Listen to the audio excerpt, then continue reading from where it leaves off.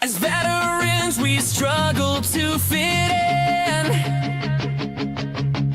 Taught to never let feelings win. Lost in a world full of fear and pain. We all have hung our heads in shame. When we look up, we see hands reaching out. There is so much support about. It comes from above and others around. Please take a hand and rise from the ground. Stand up and fight for your life. Walk away from negativity. Don't give in to strife. Show up for yourself. Find your voice. Keep moving forward. You have a choice. Give compassion for the child inside. Healing pain, let hope reside. Lost you will no longer be. Then you can help set others free. Now speak up and with us share the tools that make pain easy to bear. Advocate for others to lighten their load. Use your voice and join our show. On Coffee Talk with Bryan and Marie, we heal out loud, PTSD to advocacy.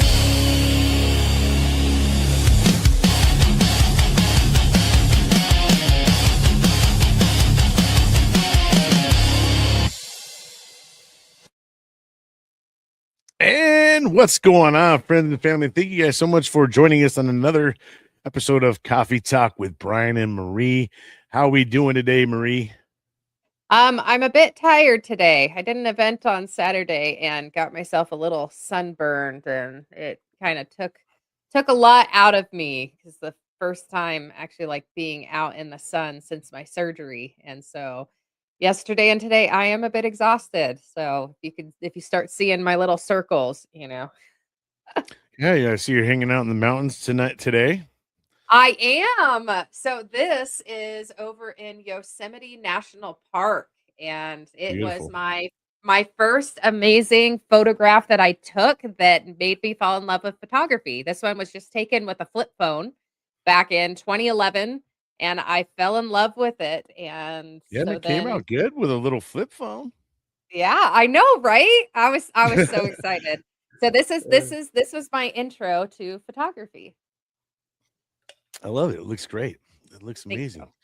So excited for our next guest. A lot of times we primarily focus on veterans on our show, but every day's a Saturday has always kind of been open up to first responders and our law enforcement. It's always been something that I feel that there's a lot of people that go into those professions are veterans a lot of times as well. But in those professions, they see a lot of stuff day in, day out. And a lot of times you don't hear a lot of them coming out and talking and being very vocal with mental health and stuff like that. So I think that it's still kind of a new area. So it's always nice when we actually bridge the gap between veterans and law enforcement, first responders. A lot of us experience a lot of the same things, and we all have a mission at hand and stuff like that. So really excited to have our next guest.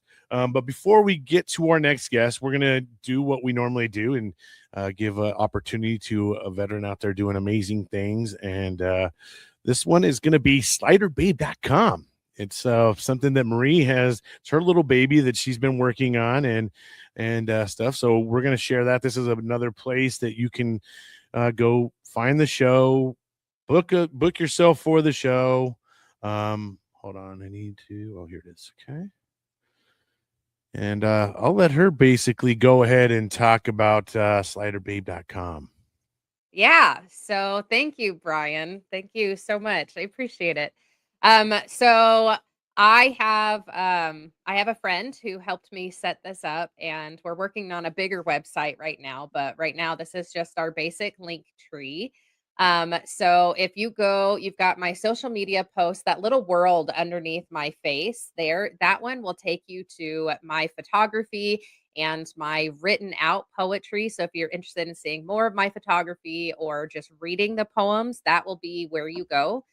You can join the email list. And when you join the email list, I'll send you updates on email. I haven't done that yet, but it will happen at some point. As you guys know, I published my book, Every Day's a or whoa, I was reading that. So I published my book, More Me Than I Used to Be, A Journey to Freedom. I'll show you guys if you haven't seen it yet.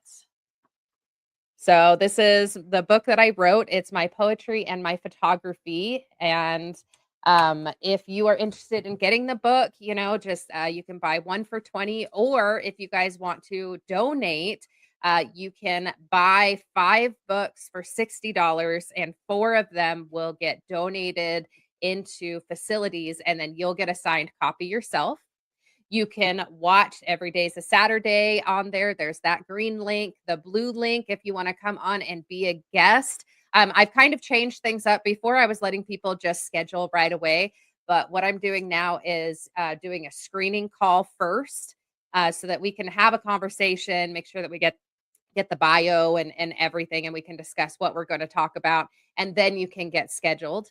And then that orange link is my podcast experience appearances as co-host and as a guest. So along with doing this podcast, I've been a guest on multiple other podcasts. I was just on a live one yesterday called Write or Die, and that was a lot of fun. So I compiled all of my YouTube guest and co-host appearances on there.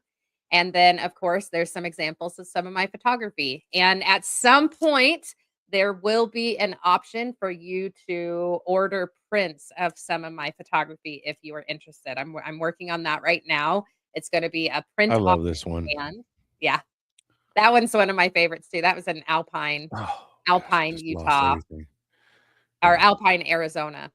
But yeah, and then what's not on there, if you guys are interested, on Facebook, you can find there is a Slider Babe Facebook group community, and it is where we creatively heal out loud through community. So it's a safe space for you to go and talk about mental health, but also how you are utilizing creativity to help you heal.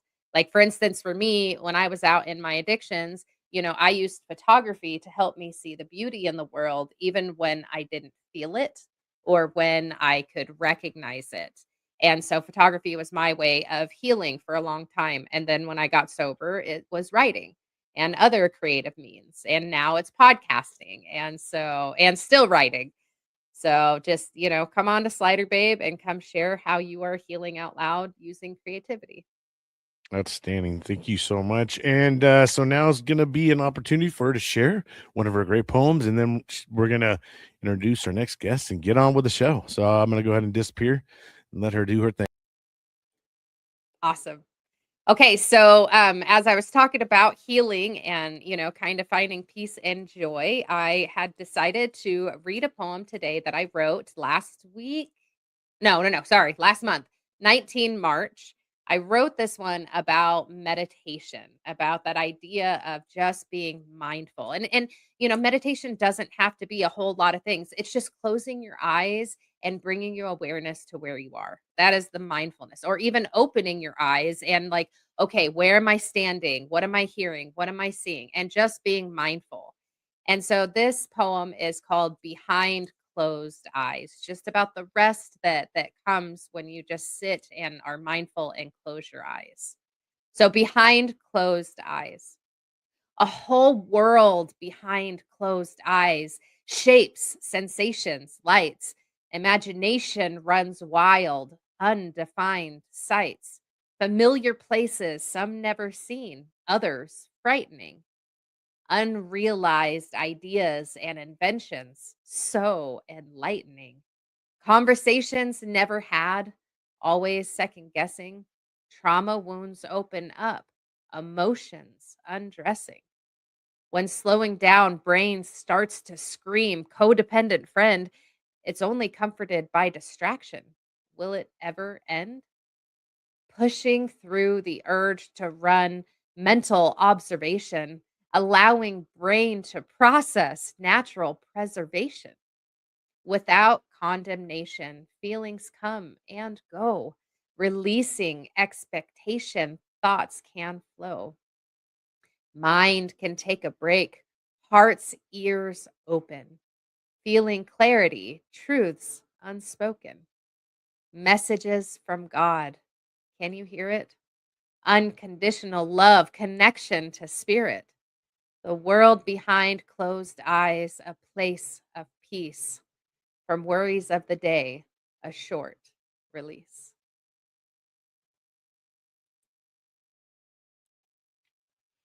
Outstanding. Thank you so much for another great poem. And it's going to be great for our next guest, too, and his mission and what he's got going on. So it's always perfect for what you pick. All right, go ahead and give an introduction. And by the way, I've had Brian on my show before.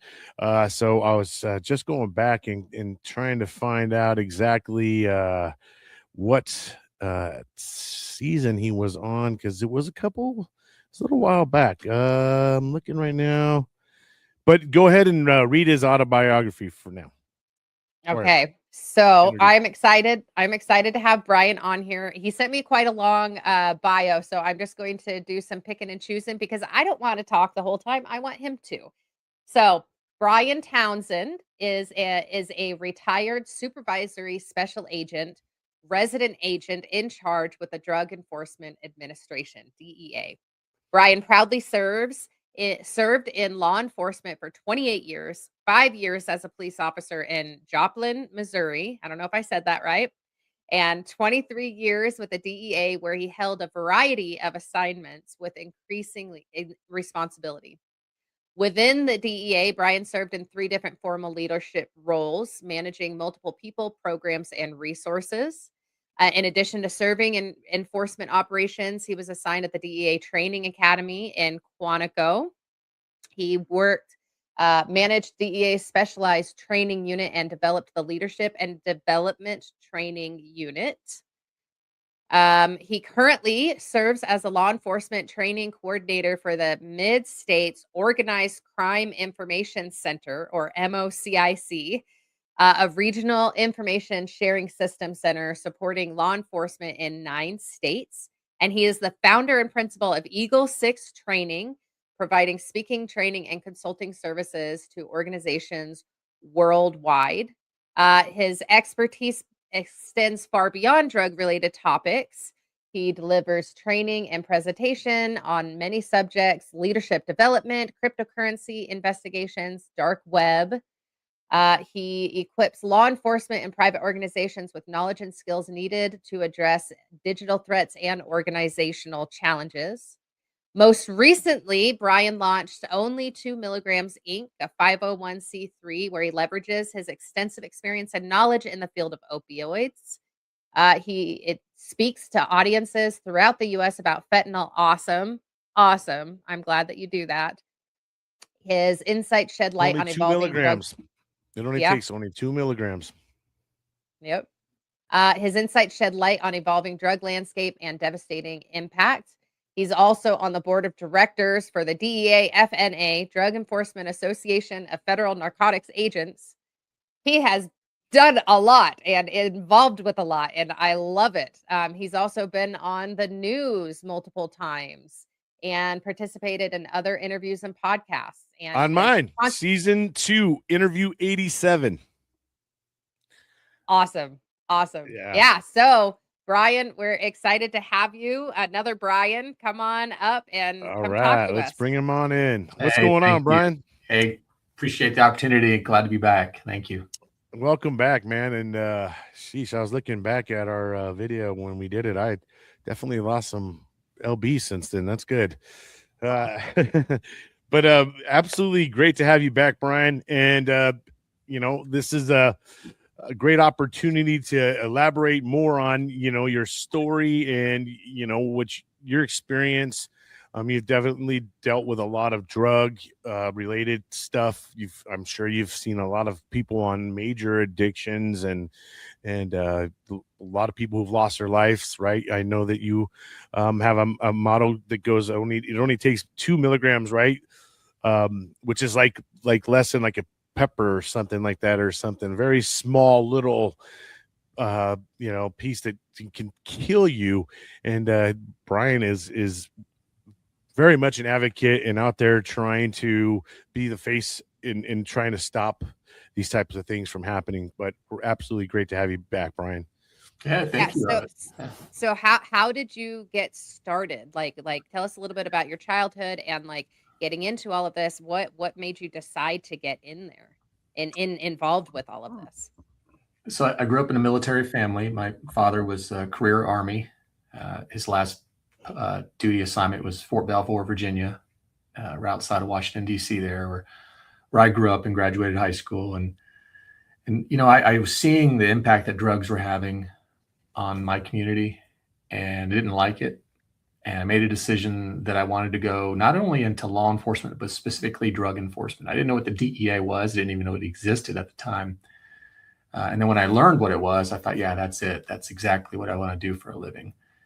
And, I'm young. I mean, a red ball could have rolled across in front of me and I could have changed directions pretty quick. Right. But somehow or another, I kept on that pace and, made some really good decisions and left Virginia, went to Missouri for college and then started my career in local law enforcement. I was in Joplin, Missouri, where I was a police officer for 5 years. And then during that time, I went through the application process for DEA and was selected and started that career.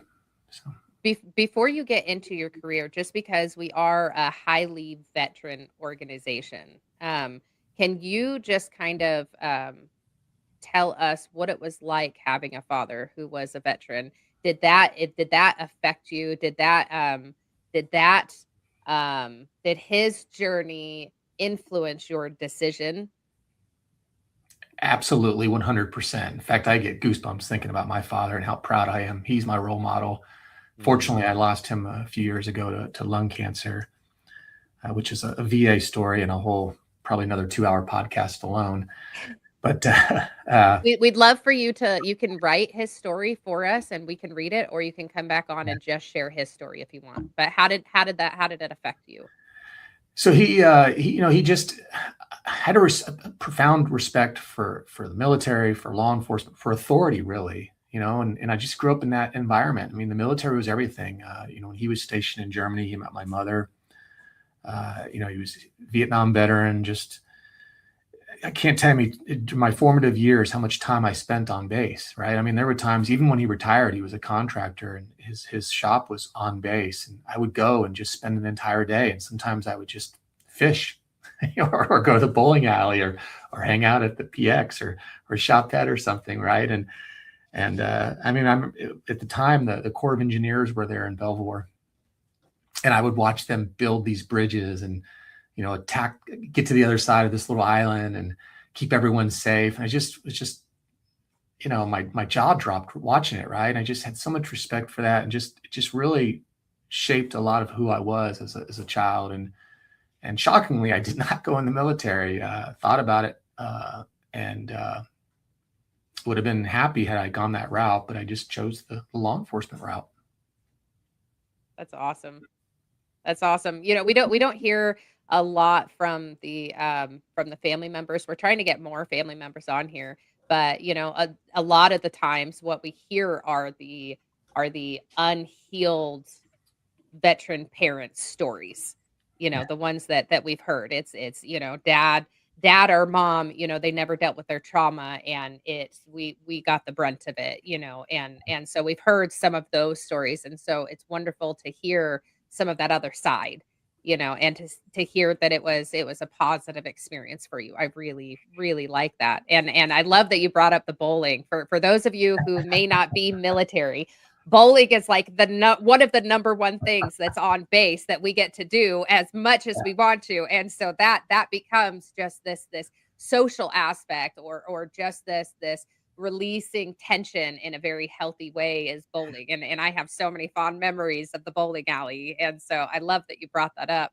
But yeah, it's wonderful to hear that you have some really positive experiences that shows that your dad didn't take his trauma out on you, which is wonderful. And maybe I'm sure that everyone has their own stories and whatnot, but it's lovely to see that, that it brings a smile to your face. And these are the stories that we need to hear too, is what healing your trauma actually looks like for your family members.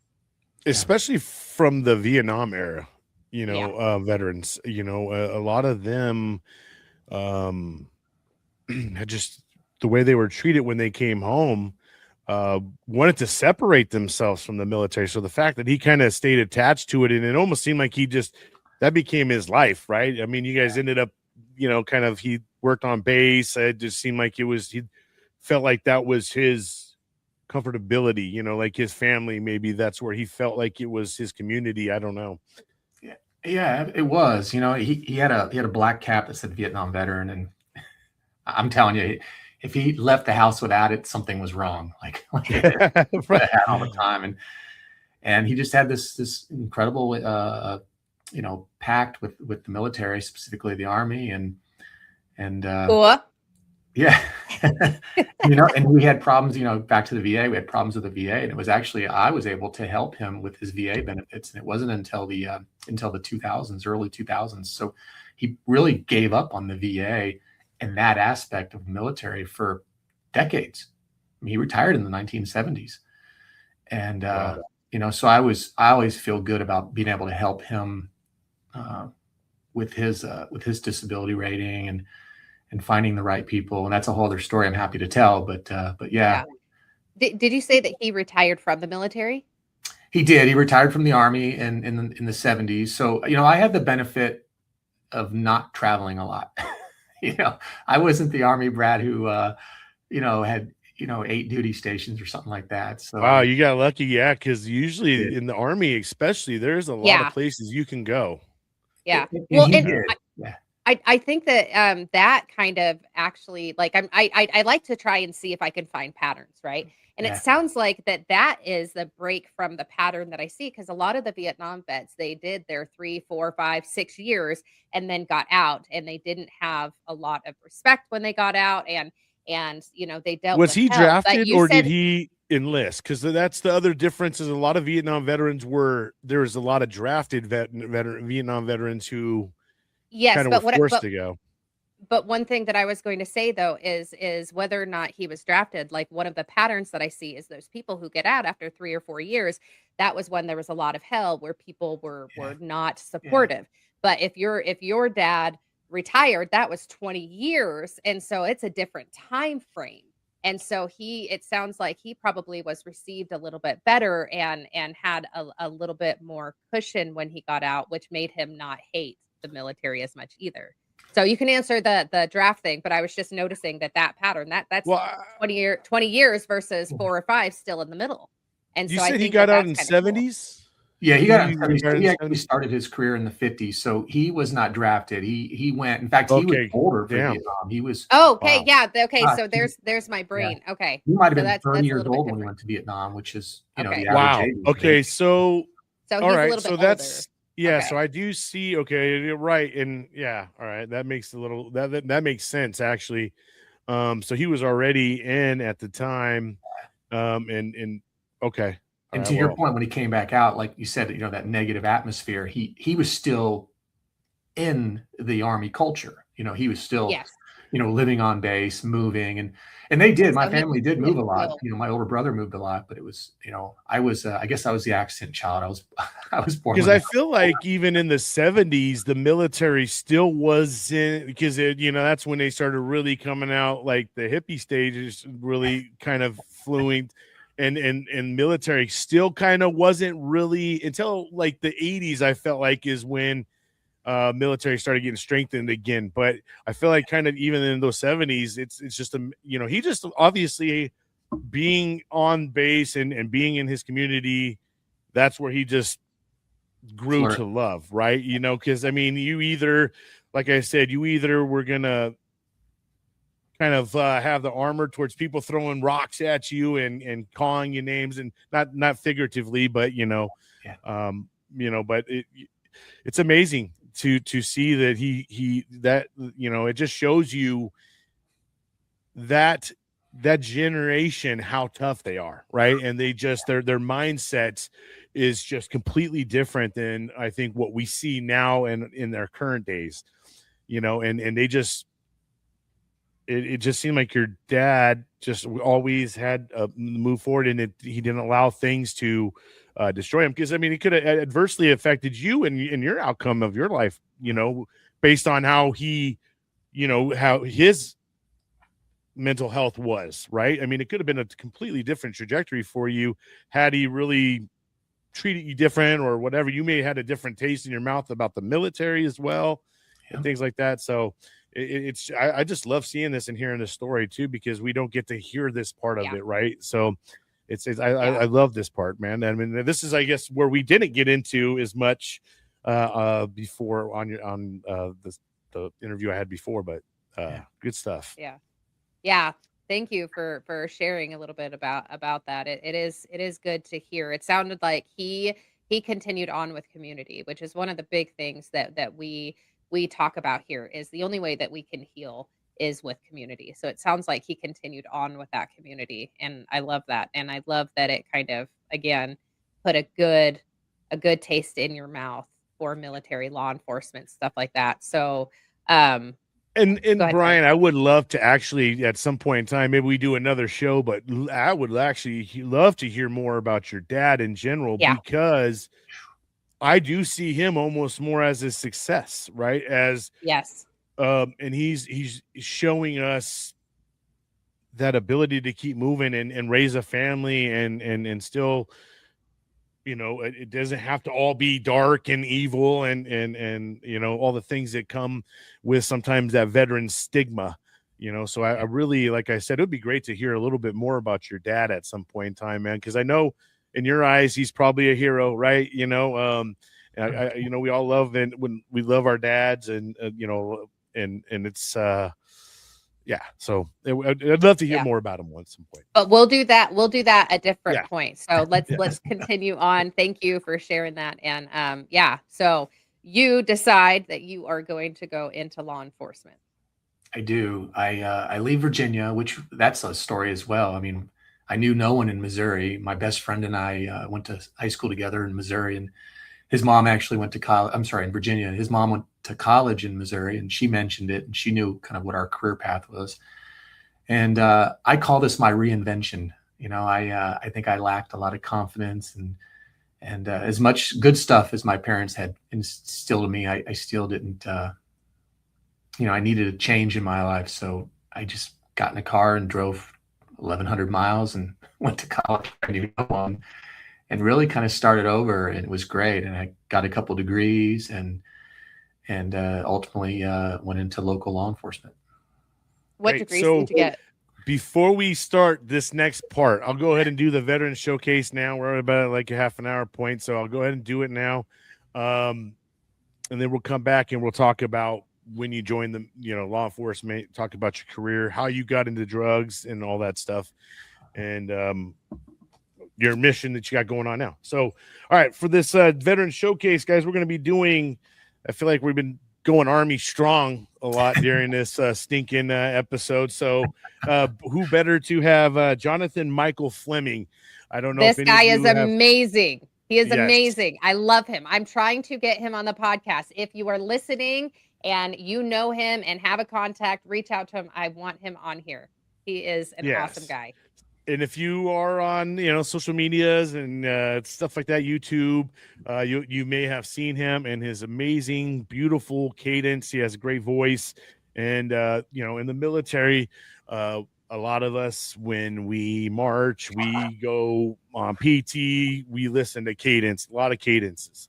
Right. So, and some of these veterans and even while we were in, just have these amazing voices, and they turn the cadences into songs. Right. And you're just like, so sometimes when you're running, when someone gets out and you're like, this motherfucker right here is going to, turn up the volume, and then, you know, we're going to be having a great cadence. So Jonathan Michael Fleming is an amazing dude.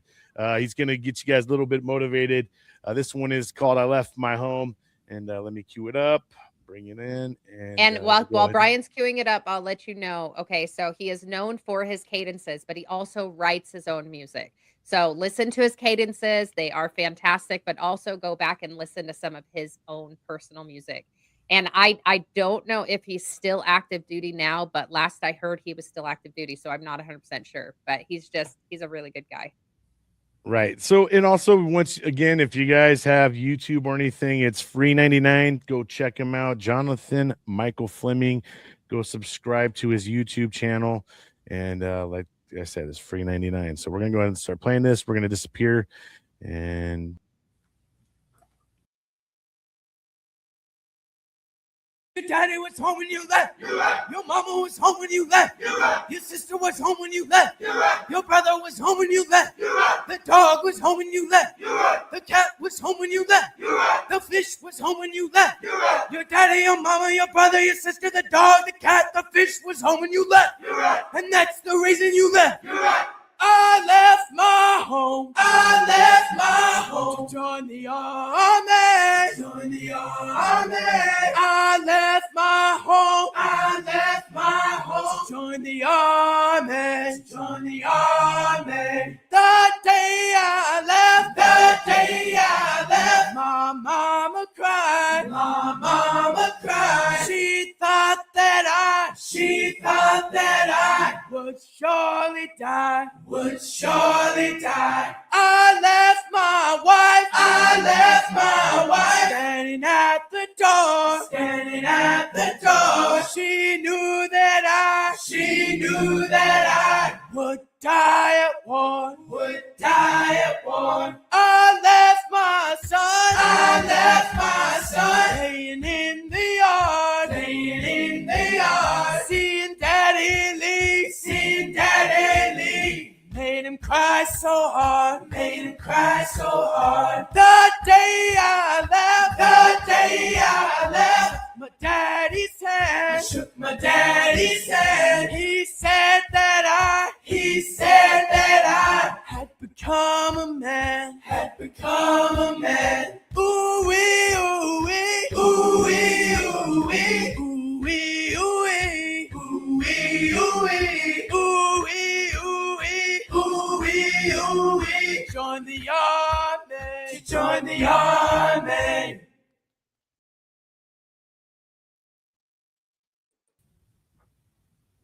That was awesome. Yeah. Yeah. Dude's I've been listening to him for the past couple of years, and I love it. I love it. It just makes me happy. I want to like go and buy some of his CDs so I can have him in my car. But he's just phenomenal. They need to have him on a commercial. They're recruiters. I mean, that's Yes. just take out 10 seconds and just give them a little teaser, and yeah.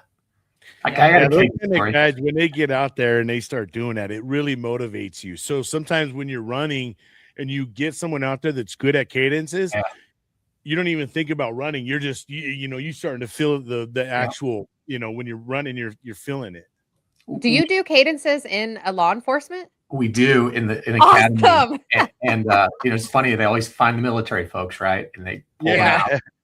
And we had one, and I'm gonna get some hate mail for this, but the FBI and DEA Academy are on the Quantico grounds, right? And the FBI Academy, their main entrance, I think it's the Jefferson Building. It almost looks like a hotel where you can drive under it, and there's like a cement on top, and you can get out and stuff. And we used to run through that. So under there, the echo would go really well, right?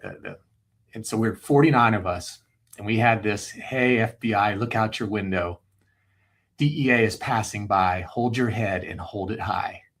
And I can still remember that. In fact, there's times when I run and I'll say that to myself, and I'll even do the hey FBI, hey FBI. I'll do the repeat, and like you said, there's science behind that, right? I mean, I think new blood just comes into your body, and you just feel like you can just run forever and as fast as nothing's going to stop you. And I used to do cadences in my head when I was at the gym.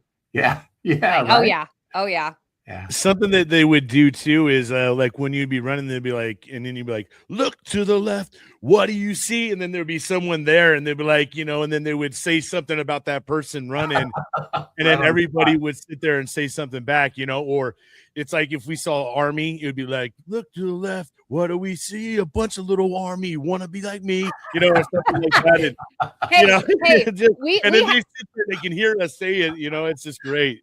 hey, we had ours too. It was 1, 2, 3, 4. We're not the effing Marine Corps. We like Oh, it here. shit. We love it here. We finally found a home.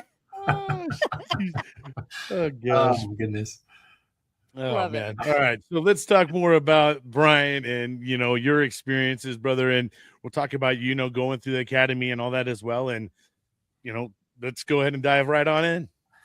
You asked about my degrees. I got an associate's degree in law enforcement, a bachelor's degree in criminal justice administration, and then I stayed in the area and got a master's degree in human resource development with an emphasis in Wow. training. Okay. So you knew cool. from the very beginning that you wanted to teach people. I did. I didn't know what that looked like, but I always thought, I always enjoyed being in front of people and training, teaching, speaking. So, early on in my career, if they said, hey, the Rotary Club needs someone to come in for 10 minutes, I always rose my hand. I just enjoyed that. So yeah, doing that for my master's degree, I think, and I was thinking about it. I didn't have the vision was kind of blurry, right? But I thought it would be kind of cool to spend a couple decades doing this and then maybe teach one day. And then ultimately that's what happened. Awesome. So where did you go first after the academy and after you got your degrees? So I went to college in Joplin at, where I became a police officer. And I was a police officer for 5 years. It was an incredible job. And I was working on my master's degree actually after I started my law enforcement career. Awesome. Got hired by DEA, and my first duty assignment was Little Rock, Arkansas. And then I spent about 10 years there. And after 10 years, I decided to go into management. I think I hit my head really hard or something, and went to South Texas. Corpus Christi was where our office was, but we worked all along the border. Did that for almost 7 years. Then I went to Quantico. And I'm gonna back you up just a little bit. Now, did you see yourself going into DEA? Did you see your trajectory kind of going into this? Did you always vision yourself you wanted to keep moving in the direction you were going, or were you sometimes we get herded into a direction? How was your trajectory? Was this something you were aiming out for each and every time? Yeah, absolutely. I made that decision that I wanted to go into drug enforcement. And once I learned what the DEA was, I made that my goal. And like I said, it was kind of a blurry vision. I didn't know how I was going to accomplish that. And the application process is much different nowadays. We typed letters, right? We had to snail mail, right? We didn't have Get that white out. Yeah, a lot of it.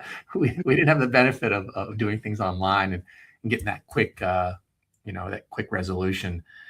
So, but yeah, it was definitely a plan of mine. I waited about 3 years, maybe a little longer, before I actually initiated that process. And then the process itself took about 10 months, which sounds like a long time, but I was actually one of the fastest to get hired.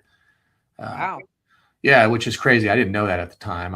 I thought, gosh, am I ever going to get hired? Am I good enough? Is this going to work out? And then 10 months later, I get the call, and I'm, not too long after that, I'm in the academy. And then I found out that, a lot of my classmates, 1, 2, sometimes 3 years before they got accepted. So in those 10 years before you moved up into management, in those 10 years, I know that as a medic, I saw hell. And I know as DEA, you guys probably saw hell as well. And so how did you, because one of our big things, right, is healing. Yeah. How were you able to find peace with it? And you don't have to go into details. I know that there's probably some pretty bad details. How did you deal with the trauma that you incurred over those 10 years before you went into management? Because I know a lot of people, sometimes they will avoid their traumas, get into management, and kind of lose their shit. how were you able to kind of like process through that helped you that helped you in your management position to help the next generation? And I'm just going to caveat a little bit on that, because I imagine that being in drugs in general, you're seeing some of the nastiest stuff, right? Yeah, that's Because what I'm people saying. get so fixated on their drug, their Yeah. kids. I mean, and I think I've heard from a sheriff that I had on it, they would use human bodies to smuggle drugs and stuff. Like they would fill their bodies up with drugs. So yeah, I But mean, I it's imagine not that just you that, the definitely had to see a lot of overdoses. things, right? Oh, Yeah. I mean, with Yeah. drugs, there's just a plethora Yeah. of things that I'm sure had to deal with. And the Yeah. collateral damage on the families, right? You know, Yeah, right. who Yeah. just lost their 16-year-old, right? Yeah. Ah, So how did you handle that and continue processing through, and how did you utilize those tools in your management style? I had to find work-life balance, and that's something I talk a lot about. And that was something I did not just before I went into management, but throughout my career. And I kind of did it by accident. So early on, how I management was little vices. You know, my little vice was Xbox. You know, thankfully that's nice. not Yeah. an unhealthy vice, you know, because some folks will turn to, drugs or alcohol or other things, Sure. or dangerous behavior in general. You know, they'll go through red lights, or they'll just, I turned the Xbox. As silly as that sounds, I mean, but it was too much, because I mean, I'd get home and I could play for 7 hours, take a quick shower, and It go becomes an addiction, right? I mean, after a 100%. while. Yeah. And then eventually I realized that I had to have some balance, a healthy balance outside of work. And I think I found this by accident, but a lot of my friend group were people who didn't work in my profession, neighbors, just people that I had met. And, and there's people out, maybe it's a church, maybe it's a softball league. Right. And I found it really healthy not to have to talk about work. Now, when they figured out what I did, what would they ask me, right? For the war stories, right? And that was okay, but a lot of my war stories, at least at DEA, I couldn't talk about. They were too sensitive, or the operations were long going, and I just couldn't say anything, right? But having that friend group where I didn't have to think about work, talk about work, and just hang out and do, friend things, right? Play poker. So you were essentially able to disconnect, right? You were able to kind of disconnect yourself from the work that you were bringing home. You were able to kind of turn it off with finding a new group. Yeah. You had community. You had community to help support you, which is another big thing that we talk about on this, is find a community to help you, to support you, to recognize that you're not alone, and people that you can trust. So I love that. Yeah, and like I said, they're out there, and it's nothing wrong. I mean, I still had friends that were, in law enforcement, and friends that were in my, my culture, in my world, if you will. I imagine it feels like a little bit of a lonely world, though, too, right? Because not like there's a lot of DEA people that just, are out in your community, you know what I mean? So, I do imagine it does kind of feel like a lonely world in some sense, right? Because even sometimes when it goes to, being a veteran or something, and you go to talk to someone and they can't relate to you because they haven't walked a mile in your shoe and don't understand. Right. So I do imagine in some ways it was somewhat a little bit lonely in some ways. And I imagine it was nice to get yourself removed from it as well. Absolutely. It really helped. And once I realized that, I seeked more of that, that community, and just made sure I was, I was aware of it, and I was very specific about it. And not that I wouldn't, if someone came to me and says, "Hey, I'm law enforcement, can we hang out?" No, it wasn't absurd like that. But I just made a conscious decision to make sure that not everything in my life centered around my work. Awesome.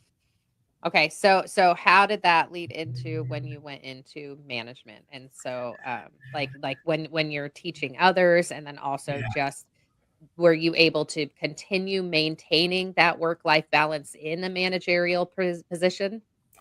Yes, and now, because I've always felt myself as a servant leader, my job, and I'm blessed to have been able to do this, is to provide the resources and remove barriers to make my people effective, right? And part of that is encouraging work-life balance in their lives, right?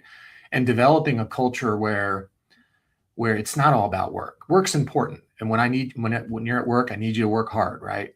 But I don't want your identity to be your work. I don't want your identity to be, and that's, I know in the military it's the same thing, but if you ask a police officer, what do they do for a living? They'll say, I'm a cop, right?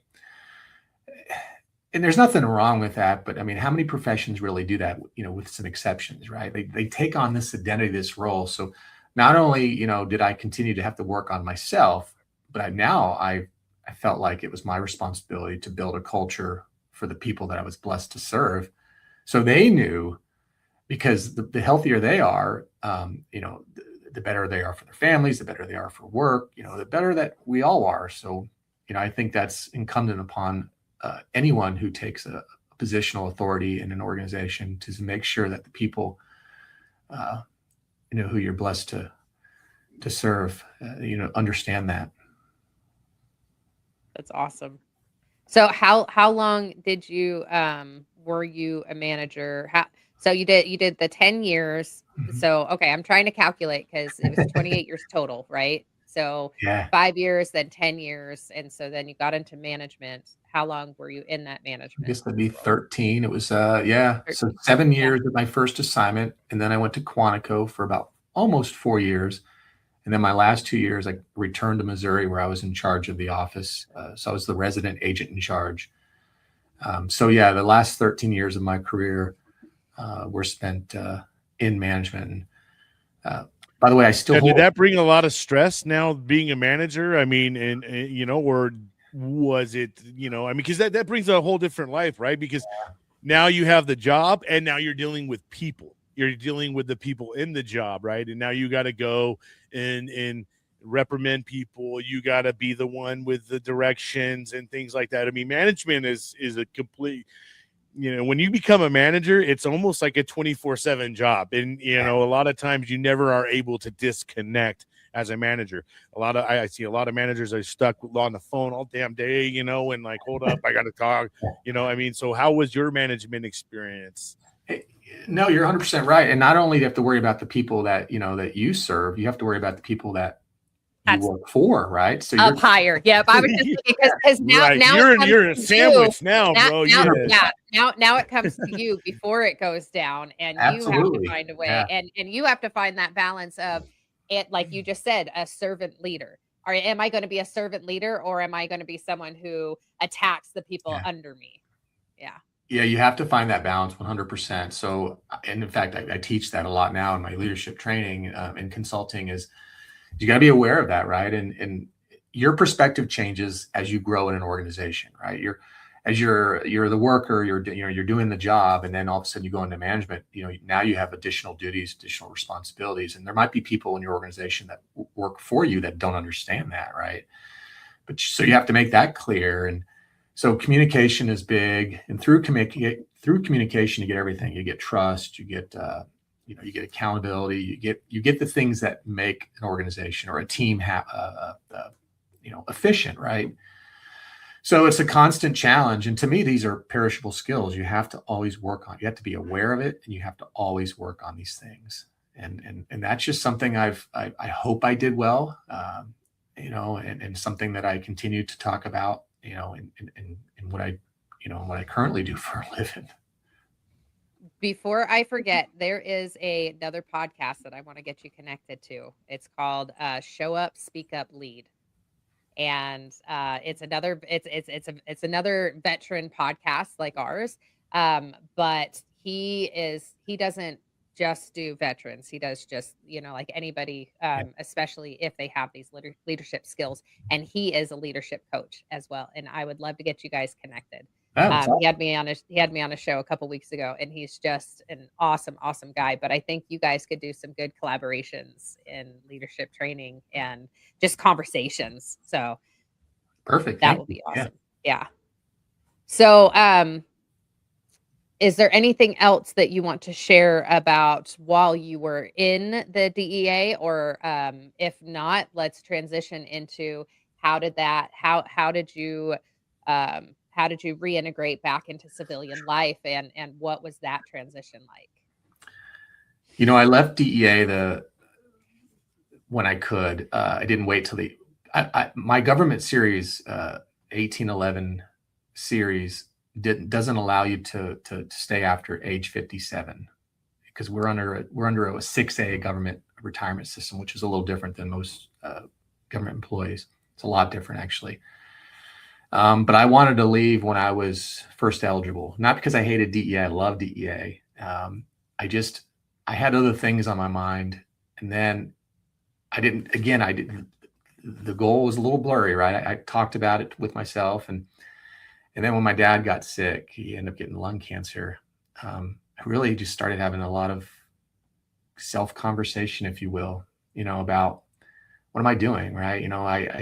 What happens if I wake up one day and say, I'm older, and my goals have changed, and my dreams have changed, and I wish I would have done this or done that, and I didn't want to have regrets, and so I left. I retired, and in good standing, everything was good, and like I said, What year was this? This was 2022. Okay. So not too long ago.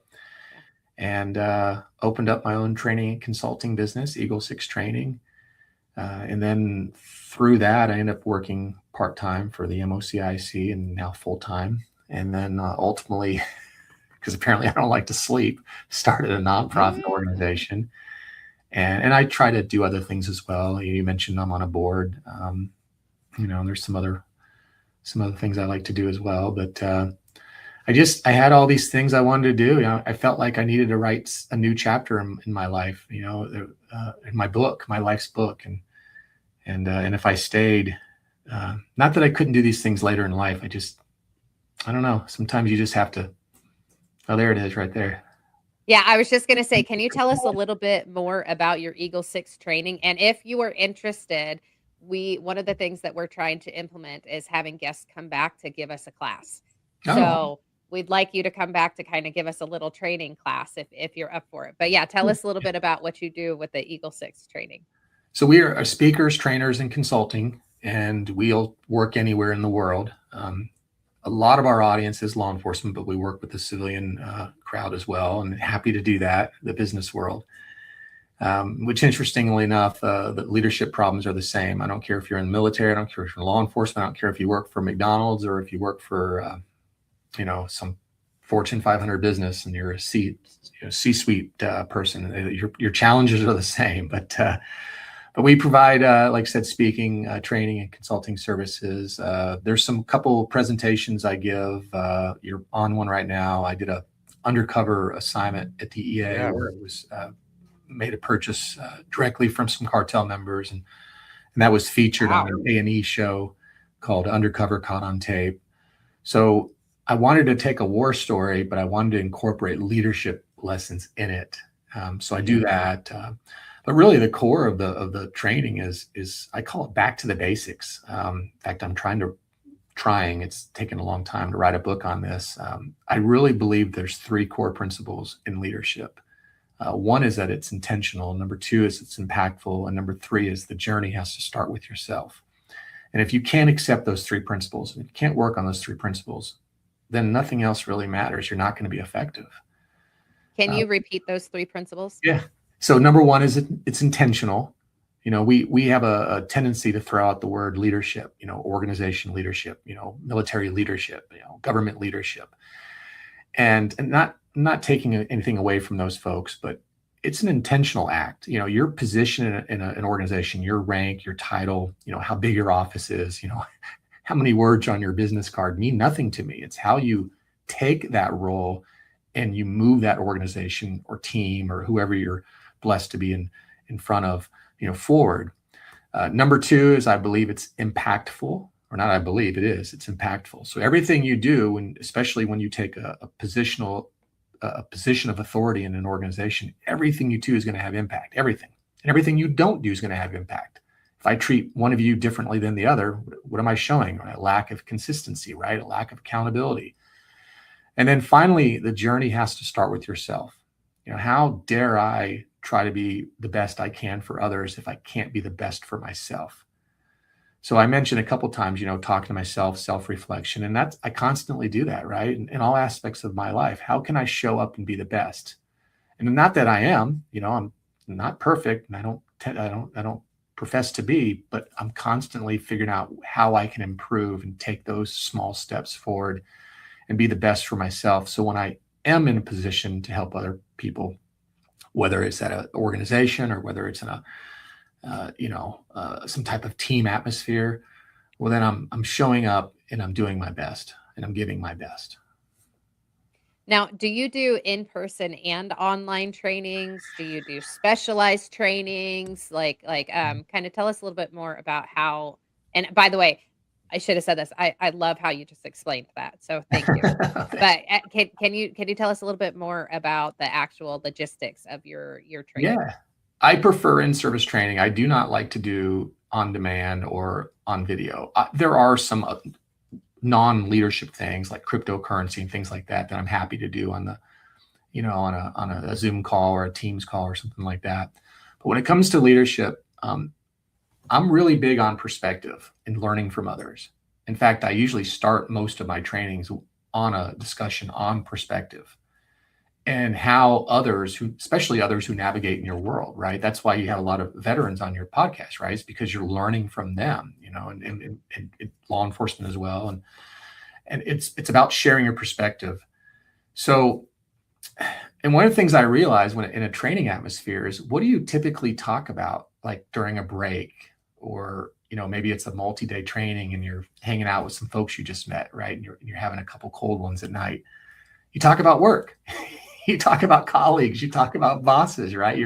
Your brain is growing from these conversations, and nothing against online, but we need this one-on-one. We need this social interaction.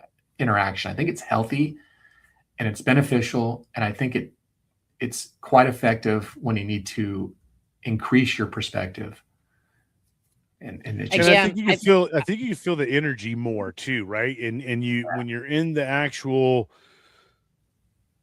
when you're in with someone, you can feel the emotion. You can feel things a lot better when you're actually there. It is hard to feel it, and that's why I feel like a lot of folks, they're so disconnected because they're so used to their phones anymore, and they don't even know how to have relationships, personal relationships, and they don't even know how to act when they're with someone anymore. You know what I mean? And a lot of that happened around 2020, where they started making people afraid to go out and do things and made people comfortable to stay at home. Yeah. So I imagine you guys had to mitigate through a lot of that as well, right? And I, because during that time frame when they didn't want anybody having that face-to-face, we had to get, figure out a way to do it, and also figure out a way to get people again to feel comfortable coming back out and coming into public places with people. And not only that, we're seeing low numbers in law enforcement now. It's improving this last year or so, but because of the hate too, right? And the narratives that we see probably in the social media world, people are almost probably afraid to be in in law enforcement category because of all we see on the narratives is, they really terrorize police, and they make police, and they show you that little 45-second blimp where they didn't show you what all occurred to get to the ending factor where it makes it look, one person looks bad. And typically it's the law enforcement, right? At one point in time, they were chanting, defund the police, and things like that. So I imagine it's going to be, for our future, it's going to be a little bit hard. It's even hard to get people in the military, let alone in the law enforcement world. It's going to be even harder. Yeah, and because of that, we have a lot of chiefs and sheriffs and and stakeholders and departments that don't want to send their folks to training, not because hopefully it's not because they don't care about their people, but because they're afraid to lose bodies for a day or even 4 or 5 hours, right? And so they just say, hey, it's a check the box. You need to have so many hours of training per year. Just go online and find a couple things. And I really think that's a disservice to your people. It really is. You're not allowing them to have quality training, social network or social engagement, networking, which is huge in our career. And, I was just going to say, yeah. I love that you're talking about this because yet again, you are talking about the importance of community. Yeah. Community, connection, like actual interaction. Like I love that you're bringing that up. And I wanted to ask, so you just made the comment that people are sending their people to you for the training. I was going to ask, like, do you travel and do trainings? Or do they mostly get sent to you, and or where are you based out of, and or how far are you willing to travel, in case anybody's listening and wanting to get into this kind of training? I don't have a home station. Now through MOCIC, which I do a lot of training through, we do have a headquarters in Springfield, Missouri, but I travel everywhere. I just got back from the eastern side of South Dakota, Nebraska, and Iowa. This week, I'm going back to the other side of Deadwood, South Dakota. I'll be in Denver next week. The week after that, I'll be in, I think, Cedar Falls, Iowa, Green Bay, Wisconsin. I mean, I'm Just a little bit. yeah.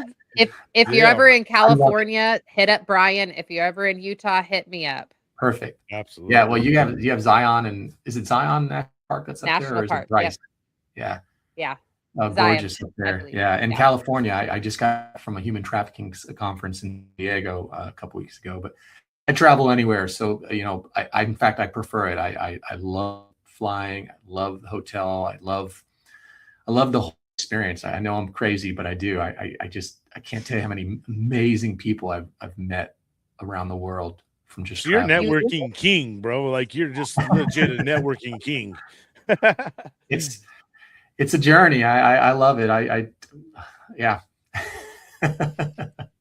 So something I wanted to ask about, with this kind of goes back into the DEA stuff, but also into your leadership and stuff like that. In the civilian world now, as you are leading and you are teaching and doing this kind of stuff, so there's two. This is a two-part question. Okay. A, have you dealt with mental health struggles? In regards to that, how are you handling that? Therapy, any of that kind of stuff. It sounds like you already have community, which is huge. Okay. But like, are you utilizing therapy? Have you had struggles? And then also the second part of that goes into, as a general, I know with veterans in military service and veterans, and also other forms of law enforcement, I'm hearing, as veterans, we talk about 22 a day, right? That there is a lot of suicides. Okay. I've been working with some of the nonprofits around here who deal with law enforcement, and we've had quite a few actually suicides in our local area with law enforcement. And I'm wondering, how is that a huge prevalence with DEA as well? Or are you guys pretty okay, so there's multiple layers to this question, and I'll let you kind of decide. But like the other thought goes into, like, as DEA agents, I'm probably, you guys have better mental health focus than we do in the military. But I'm not sure, but I'm hoping that you guys have like a better mental health focus. But anyways, so how have you in your life, but also is there a high prevalence of suicides like there is in the military and police and stuff like that? Community, to go back to that answer, that's for me. I never went to counseling. Nothing wrong with that. I encourage folks, if absolutely. Everyone's different, right? And everyone responds to things differently. So for me, it was community. It was being hyper aware of things, and just having these discussions, and then just having, a close group of friends that I could, have raw discussions with, and that's something that I'm actually proud to see the law enforcement community improve on. There's still a lot of work to do. And I'd have to believe the military is similar to that, right? 20 years ago, you probably didn't have, hey, I had a bad day discussions. It's You a know, taboo, right? I think it's yeah, the mental health taboo, correct? I got to imagine stigma. it's almost probably, yeah, it's probably similar in the law enforcement worlds, right? It's 100%. they've always been taught to suppress I can never say Yeah. compartmentalize your Well, your stuff. I imagine that's definitely a thing, and I is it still new in the law enforcement world? Because I feel like in the veteran world, it's always been there in the background, right? Because yeah. obviously we've had shell shock. There's always been terms, but no one's really took the time to really go in there, and now they've broken PTSD down to different forms and everything. I mean, we've definitely come a long way in the past 10 years with mental health. And now, how do you feel law enforcement is aging with mental health? Or do you feel like they're keeping up with it, or are they still a little bit behind that curve? I mean, they're trying. There might be a little bit behind the curve, but they're trying. Because you guys don't got like a VA or nothing like that when you get out, right? Like, I mean, what do you guys, when you guys get out, what you just retire and then you're done. I mean, for us, like we're put in the VA system and we got to do all that kind of stuff. Now on the law enforcement side, you guys just retire, boom, and here's your medical, here's your dental, I imagine it's all set for you guys. And then you find out who stole your chair and who took your stapler, and because that's what the first thing happens when you leave a building. But no, we don't have the VA for certain. We don't have anything like that. But there are a lot of resources, and I can tell you in the last 5, 6, 7 years, man. I mean, good. Different groups, go hiking, counseling, or just different ways that the community itself can get together and share their experiences and talk and just be healthy together, right? And I think a lot of what we learned probably came from the military. The military, we're probably a step behind, what you guys have come up with, and it just went an ongoing thing. But certainly a huge shift. I think about my first year as a police officer and some of the really horrific things I saw, and and sometimes you have a bad day and you couldn't do anything about it, right? I couldn't stand next to my locker, get my civilian clothes on, and tell the guy next to me that that was a bad shift. You just couldn't do it. Like you said, that stigma, that taboo, was just. So now we can, within DEA itself, we have an incredible employee assistance program, EAP program. Mm-hmm. And I'll tell you this, I don't know how the rest of the government works as far as this goes, but our EAP program was amazing. And we had volunteers. I was one of them who would be on a trauma team, and we would help our peers. And it could be, oh my goodness. I mean, during Hurricane Katrina, I was a first responder down to New Orleans. And it could be as simple as chainsawing a tree that blocks your driveway so your family can get out. Maybe there's a funeral, and how do you get the family members, to the house? How do they eat? Could you give them a couple bottles of water? I mean, just anything to help them through this difficult time. So I'm real proud of that. That was one collateral duty, if you will. I almost hate to use that word because I volunteered for it, and it was a pleasure to do it. But we were really good about it. Within DEA, I say within law enforcement, suicide, unfortunately, is a problem. We lose more people to self-inflicted, gunshots than we do, from the bad guys.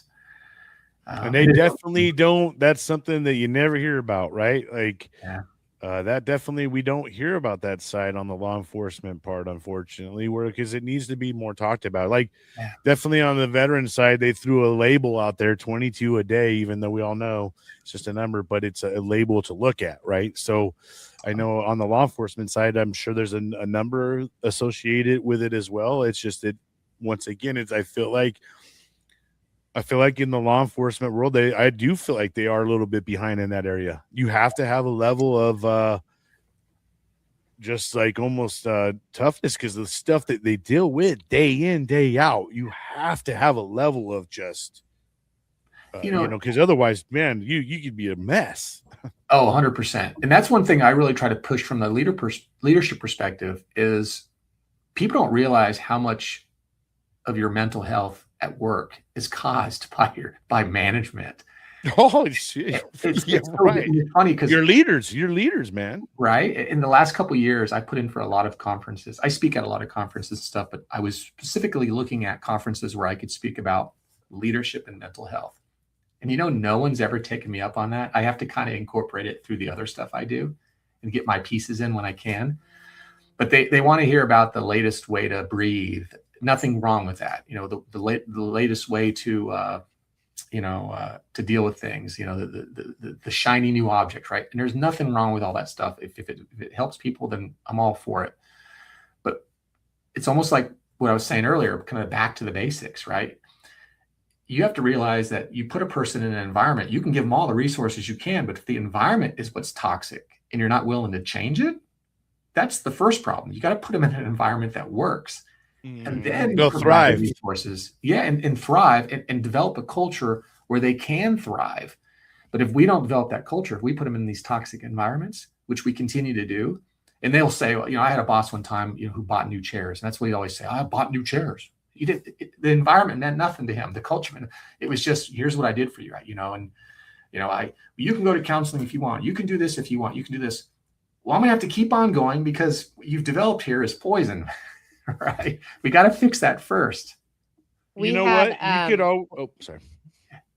I was going to say when it's very similar in the military, right? When I deployed, a lot of the trauma that I dealt with out there was regards to the corruption in the unit itself, because there was a lot of corruption, so much. Like I could go into details about it, but there was so much corruption. From the top down. You had the higher ups that were drinking, sleeping with people they weren't supposed to. You had the one of the higher ups that lied about a class that he went to. You had people being told to go turn around on a bridge and then going over. You had somebody that was left out in the economy by themselves. Like there was just so much stuff because they saw something they weren't supposed to. Anyway, so there was a lot of toxic environment, and then just the whole, drink water, drive on, push through, let's not address things. Yeah. And it sounds like law enforcement, it's very similar sometimes, not always, but sometimes it's very similar. Go ahead. What were you going to say? So no, I think what I was getting ready to talk about is when I feel like when you look at organizations, right? You could always tell if the leadership or the actual environment is good by retention, right? By companies that the employees stay and they grow in the company, and then their leadership grows because that person grew from the ground up. Same thing with the military. You see a lot of people that come in and they want out as soon as they get in, damn near. And so they only do their 4 years because they get put in a horrible unit with shitty ass leadership. And then it puts a bad taste in your mouth. You put someone in an environment that they're going to flourish, or they feel like they have opportunity to grow, and you're going to be a different human or something. You're going to get something out of it. The likelihood is you're going to want to stay in that kind of situation. But I feel like a lot of times these toxic leadership that we get in front of us, it starts to force people out of places. In a lot of these places lose really good human beings due to some toxic leadership. Right. And no one wants to do anything about that leadership because, now we got to find somebody else. And then, it's just, it sucks. But you can see who these good companies are by their retention rate. The ones that don't have to, turning style, they keep these guys 1-2 years, and they spend all these resources training these people just for them to say, fuck this, man. You guys treated me like a damn dog. I'm out. I could get paid less and get treated better over here, so. And it's not just retention. You can look at every metric in an organization. I don't care if it's the military. I don't care, again, if it's the local subway shop. Not only retention, but employee creativity goes down when you're in that environment. Innovation goes down. Profits go down. Grievances go up. Sick leave goes up. Employee theft goes up. I mean, literally every single negative metric can be tied to who is running the place, quote unquote, right? Who is your management? especially your first line supervisor. I mean, all the research I've showed says about 70% of an employee's engagement at work is because of his or her first line supervisor. I actually think it's a lot higher than that. I'd say probably 80-90%. And then above that, it's what are they willing to accept, right? Or why aren't they addressing these problems as well? So yeah, to both your points, 100%. I mean, and that to me is another reason why I'm so passionate about leadership, is because, and so basic about it, and I tell my classes, nothing I tell you is like earth shattering. It's not rocket science. We're not trying to fly someone on the moon, right? We're talking about basics, but we refuse to do these things. I mean, I can look at any organization and I can find people who refuse to accept that it's intentional, that it's impactful, and that it starts with themselves. And that's why I base pretty much everything I talk about around those concepts. So I love that you are kind of focused from top down, something I wanted to share with you, and I'm sure you're probably aware. So I have a friend who is out in North Carolina, and she is a dispatcher. And as the dispatcher, she kind of became a peer support for her other uh, dispatchers. Dispatchers. And yeah, and she started becoming just like a peer support in them. And then she decided she started seeing a lot of the, officers that were really, really struggling with their mental health, right? And she isn't focused on top down. She's focused on bottom up. And so she is actually currently in school and doing training to become a crisis counselor with the military. And so or not with the military, sorry, with the police officers. Yeah. So her goal, and right now she's currently doing, and I want to get you connected with her at some point too, but she is currently doing drive-alongs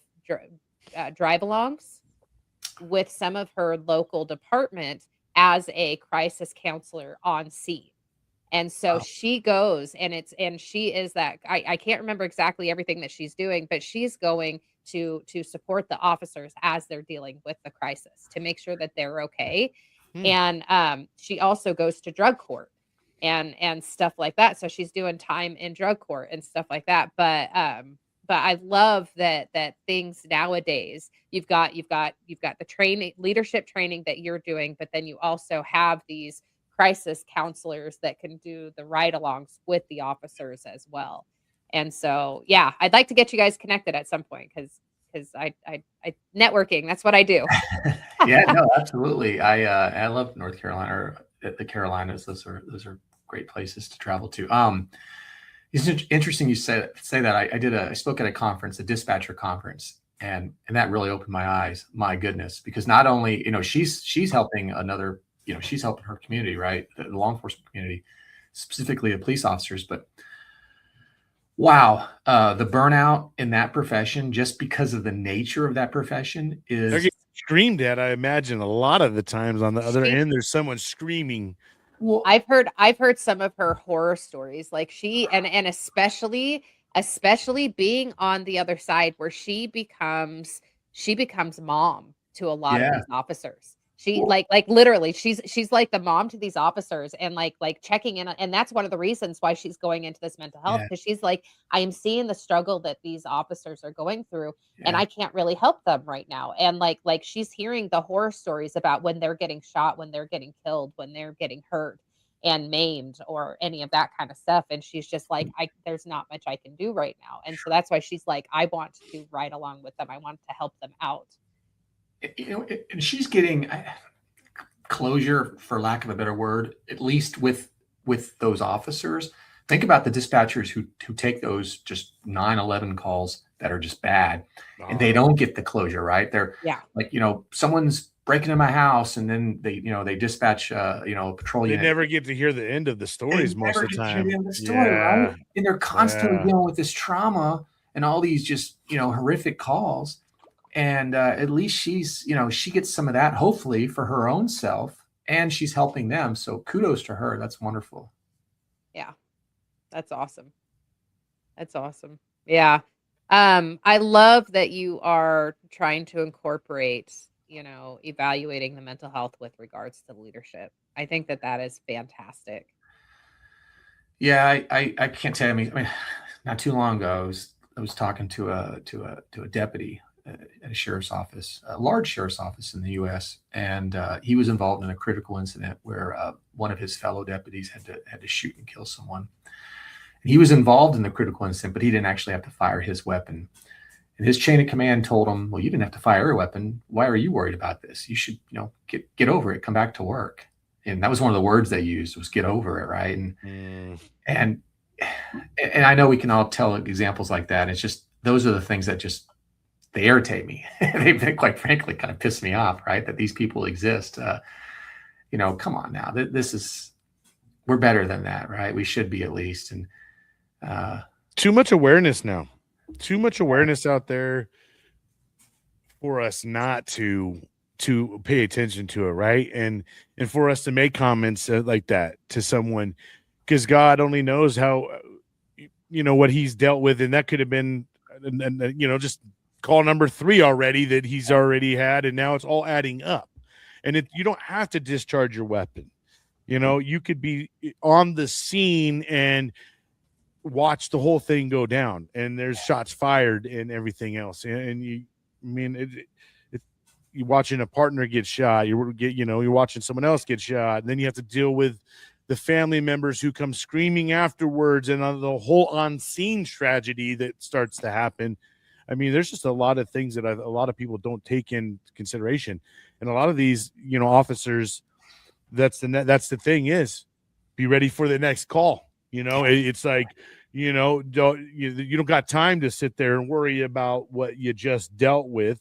You got another fucking call that's coming through, and we need you guys to be over here now. And now, so you didn't even have time to even get a exit point or a process point, right? It's like, sometimes I know in your guys' world, it's from one call to the next call, you know what I mean? And I imagine some of these ground officers, some of their days, those 12, 16-hour shifts are just, and how many calls do they deal with in a day? And how many of them were super critical or tragedy. And then, like I said, they're expected to move on to the next call, and don't bring that damn last call with you. That's right. That's the thing about trauma, is I think a lot of folks are maybe short-sighted. They don't realize how it impacts people differently. Just like our fingerprints, I mean, we could all be involved in the exact same traumatic experience right now, and how we handle it could be completely different. That's okay. Well, it didn't bother those other 9 people, so why the hell is it bothering you? You know what I mean? It doesn't matter why. It does. It just does. It's right. Yeah. Our DNA, it's our fingerprints, it's different, and that's okay. And so as an individual, you got to realize, how am I going to deal with this? How am I going to be healthy from this experience, right? And, is it going to be A? Is it going to be B? Is it going to be C? Well, that could be different as well. And it could be different every time, and then as if you're a supervisor and that person works for you, how do you respond to that? It's a holistic approach to making sure that our people are safer, and we all have to do our part to make sure that happens. So that's one thing that I wanted to bring. Well, there's 2 things that my brain just went to. So one of the things that I share on a lot of these podcasts is, what I go through would kill you. What you go through would kill me. The way I handle it would kill you. The way you handle it would kill me. And so the reality is, we all have our own tools. We all have our own mindsets. We all have our own ways of processing through things, and limits of what we can handle. And so comparison is the thief of joy. If you are constantly comparing yourself, this is how this person's handling it, well, I should be doing it this way. If you're continuously comparing yourself to how somebody else is dealing with something, or what somebody else is going through, like, it pisses me off when I hear people say, well, I can't complain. I've got this going on, but I can't complain. And I'm like, yes, the hell you can. You're allowed to complain. Well, this person has it worse. It doesn't matter. Your stuff is your stuff. Yeah. Your worst day is your worst day. You know what I mean? It's not everybody else's. Stop comparing to somebody else, because when you're comparing with somebody else, you're never going to find joy and peace in your own struggles, in your own life. But I want it. Yeah. Huh? Sorry. You're 100%. Take care of your journey so you can be there for other folks. Yes. And like something I wanted to ask. So we talk a lot about, like when you're in, okay? Or that what we've been talking about is like when you're in and the leadership or what you go through or stuff Yeah. like that. But a question that I have for you, we know as veterans that we've got all these different organizations when we got. We've got the VFW, we've got the DAV, we have The Wounded Warrior VA. Project. We've got some of these big organizations, but I don't know much about law enforcement. Before we get into you talking about your nonprofit, I would like to hear what are some of the big organizations that are available for law enforcement agents. Is there any? Like is there something like the VFW? Is there something like Wounded Warrior Project? Is there something that is national? There isn't. The fact that he's shaking his head the way Yeah, he I is, it sounds know. like there's In not my even head, like it's one thinking, or there's not even like That one or breaks my two. I mean, heart. it- Yeah. there are some non. Uh-oh. We good. there we go. Okay. Yeah. I have an external mic and the light went out. I'm like, Talk oh, with no. your hands like me, man. Just, Yeah. bah, That's smack what your you do, thing you off. hit it, right? It works. Yeah. There are some smaller nonprofits, not the Wounded Warrior size, who have services. Do you have their names? Like I what are do some of those not. names? In fact, I just met one Okay. not too long ago. They have access to thousands of acres. I don't know, like in Michigan or something, and they'll allow officers and their families to go camp and kind of kayak and hike Nice. and things like that. So there are organizations Outdoor like ones. that, typically But on a you guys level. But you guys don't have the larger level No, there is no resources. BFW. There is none of that stuff. In fact, we That don't breaks even have my access heart. to that because we're not. If we're not military, we don't have access to all that, which I'm okay with. I get it. It's for the military. But you guys, no. you know what? It's just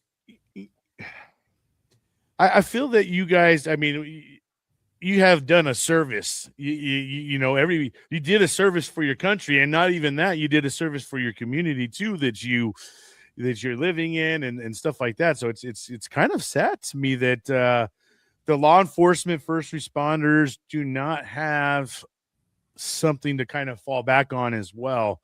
Yeah, To kind of Yeah, I that's breaking. I'm trying to think. I am an emotional person, but that kind of breaks my heart that you guys don't have that kind of stuff because you guys are going through. Oh man, I just had a hysterectomy, so my emotions are everywhere. But she always gets yeah, one at least. yeah, that breaks my heart that you guys don't have that kind of support system like we do because you guys are going through exactly what we're going through, They and see that stuff. I really mean, is sad. the thing that gets me though actually is law enforcement. They see stuff way more frequently, right? Like a lot of times with service members, And in the real they may. world, not just in a combat environment, in the real world, you guys are seeing hell. There should Oh be my more gosh, dude! I support mean, for you. and not only that, but they're coming on scenes where there's children involved. There's family member. I mean, and they've seen the worst of the worst. So it's like, it's just a shocker to me. And maybe that is something that needs to be addressed, right? Yeah. It needs to be a little bit more the surface. These problems maybe need to be surfaced a little bit more.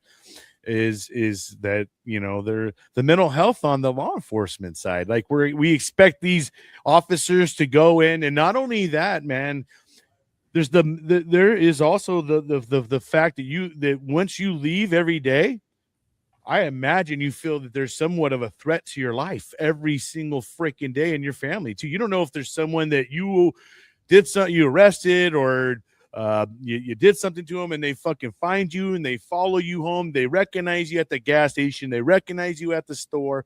I know a lot of officers try to work outside of their actual community, so they're not recognized like that. But the fact of the matter is there's still, I imagine, that psych that once you leave your job, that you're still on duty 24/7, 365, and as long as you're badged for as many years as you are, that's 365 for however many years it is, man. And that's a lot of fucking time on people's mental health, Well, and I think that we just get lost in it because we just expect for law enforcement to show up, do their job, and come back and do it again the next day, right? And we're just everything, and we don't think about the human side of them. That, dude, a lot of these guys are family. They have family at home, and then they just went to a scene that had a 9-year-old just like their 9-year-old.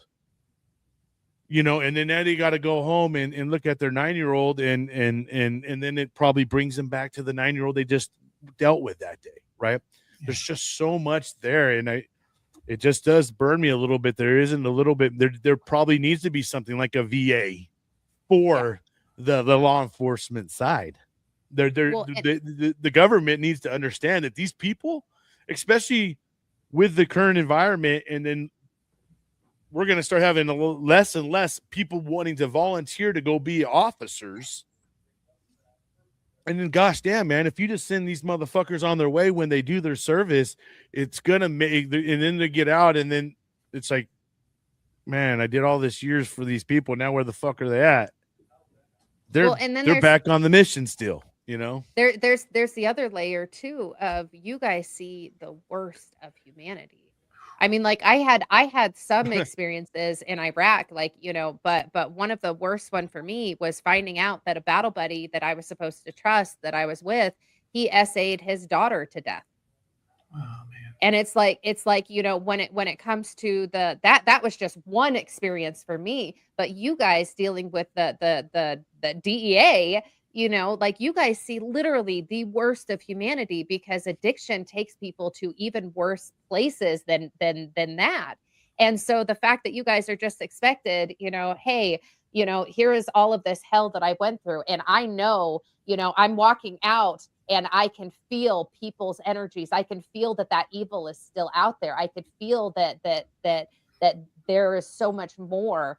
And then to be expected for you guys to be like, oh, we have all these moral injuries and this PTSD, and we're just going out and bye.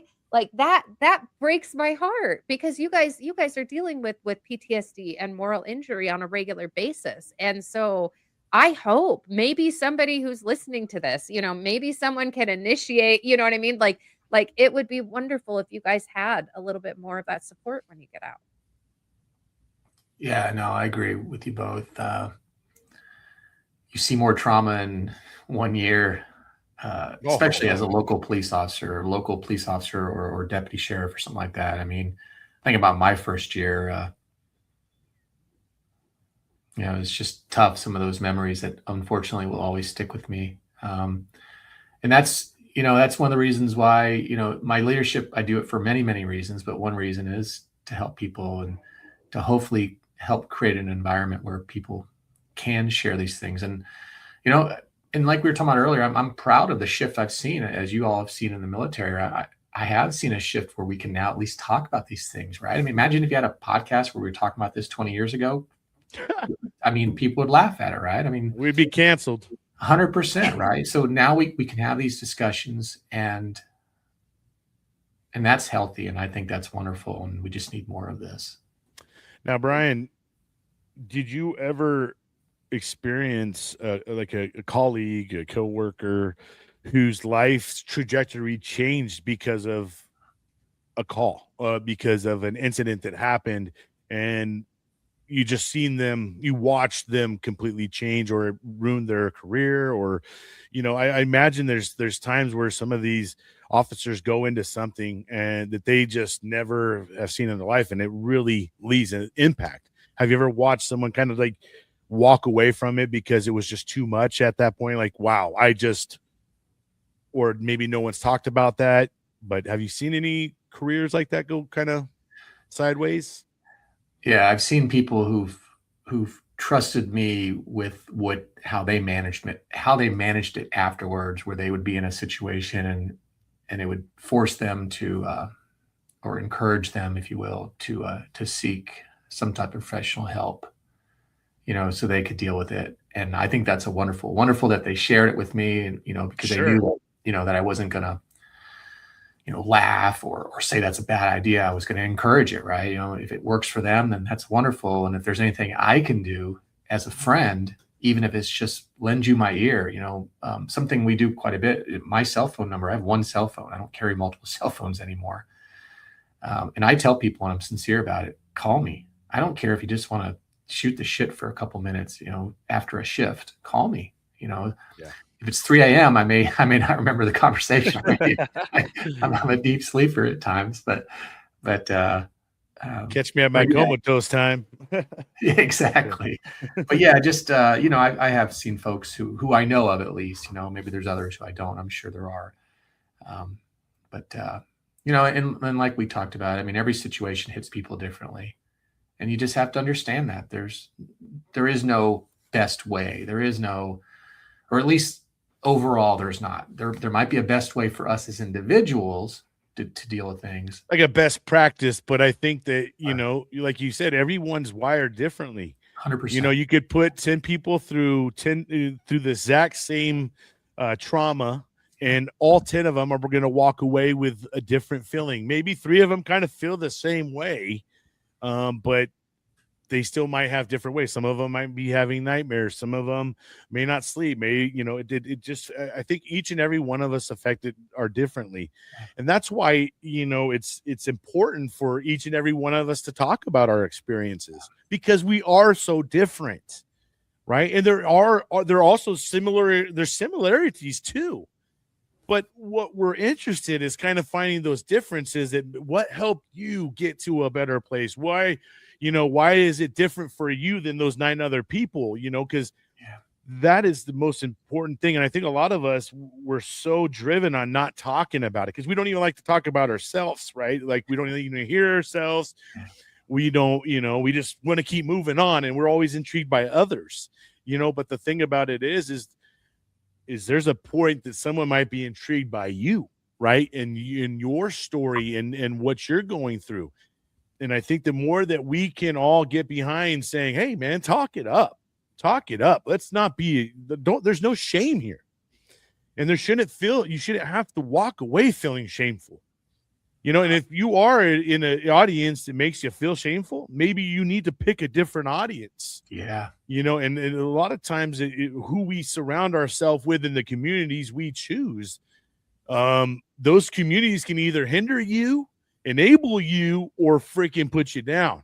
Right. So, I mean, it depends on how you seek out our communities. If that community is not working for you, that doesn't mean that there's not another community out there that might work to you and can help you get along to a better place. But, I think it's like you said, the more that we talk, it's amazing what talking can do in so many aspects. And I think that the world is getting away from it. We're getting too email prone. Everybody wants to throw it all in an email, right? Yeah. Or text. Everybody wants to text, throw out an email. And I used to hate texting. Now it's like I got to text because damn it, everybody wants to text. Now took me a long time. Like, that's wrong. Yeah, because back in the day they started charging you like 10 cents a text or something because texting wasn't a thing. So I'd be like, stop fucking texting me, man. I'll just talk to you, but talking is amazing what it can do. And that's why there is therapists out there and they have shrinks and all these things because it works for people. There's people out there that help. And you don't necessarily have to go to a shrink, right? Like you yourself, you leaned on your community. Yeah. And that's, I think, what I do a lot of times, right? I don't really go to the therapies and stuff as much. I've did it, I've done it. But where I get most benefit is talking like this, right? The podcast world has been a very therapeutic world for me, because like I said, I learned so much from each and every guest when you guys talk about what your experiences and things.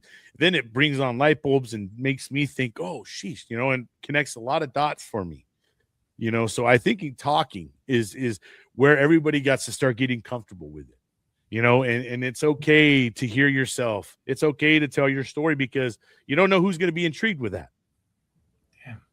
So I that actually leads me into, my next question for you. So before we talk about, like, we're gonna end off on you kind of talking about your nonprofit of the only 2 milligrams. But before we get into that, the question that I have is, we've talked about community, like you've talked about multiple different ways of finding peace in your journey.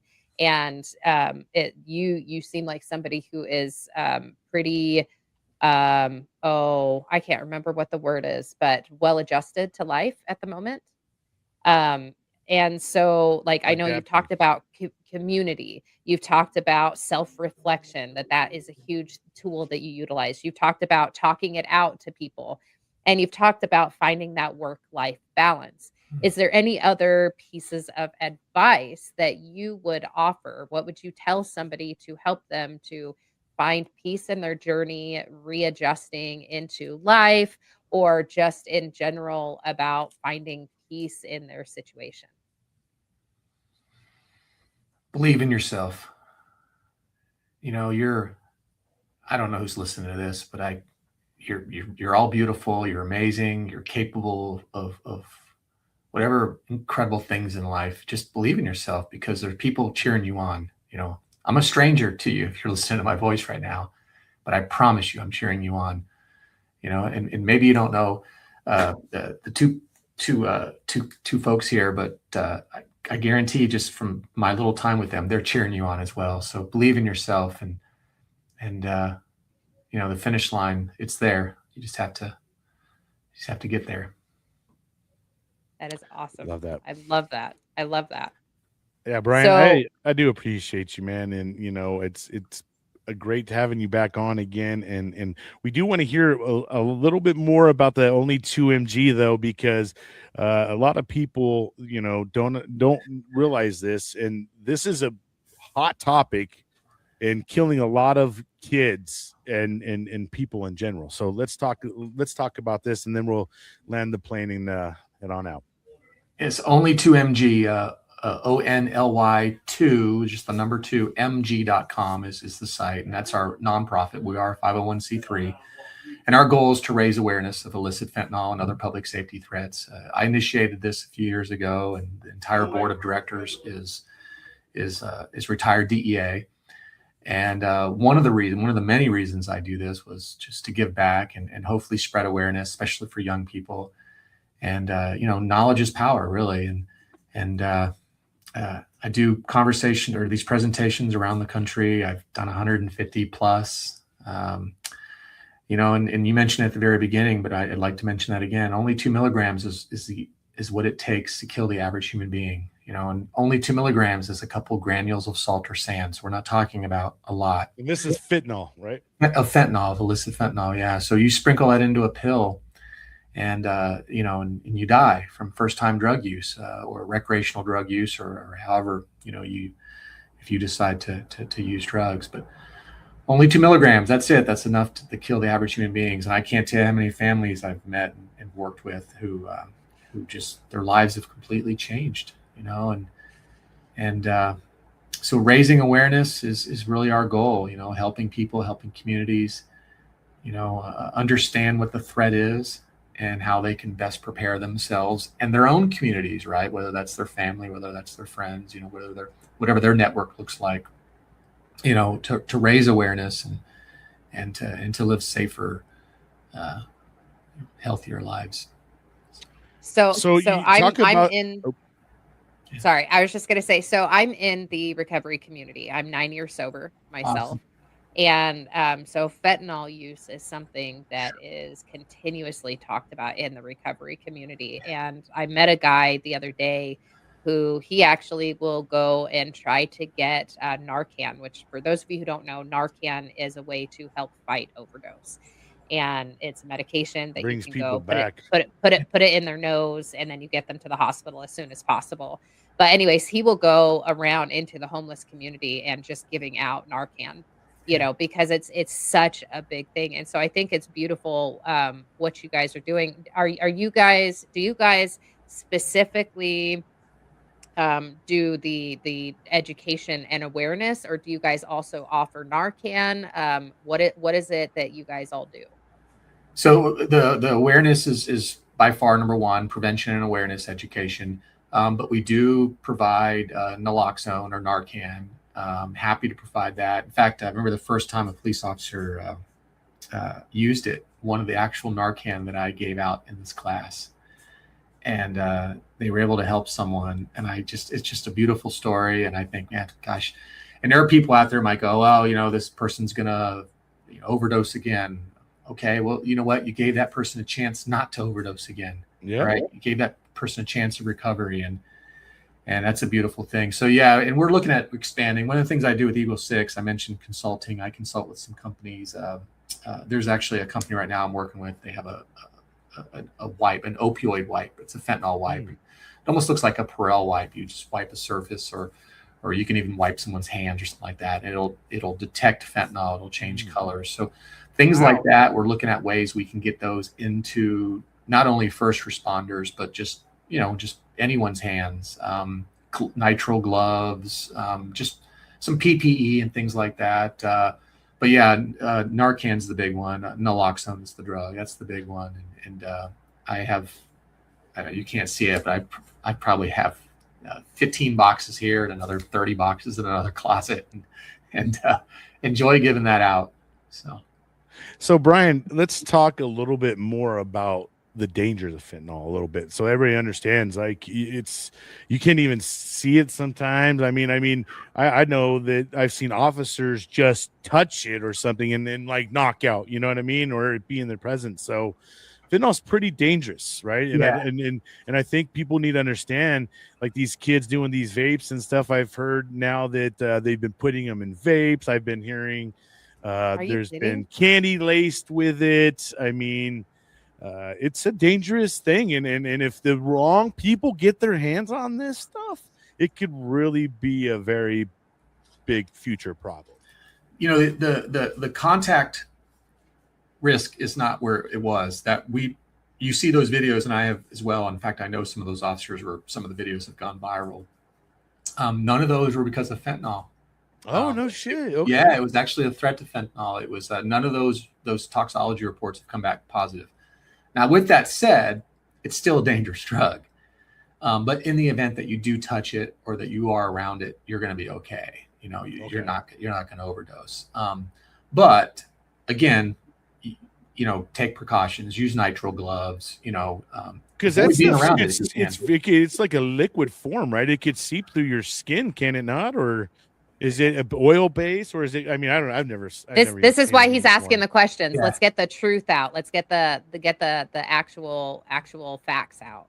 Yeah, no, 100%. No, the majority of it's in some type of powder or pill form. It's a substance that they'll put in other things. Like, you'll see it in the counterfeit pills. You'll see it in meth. You'll see it in cocaine.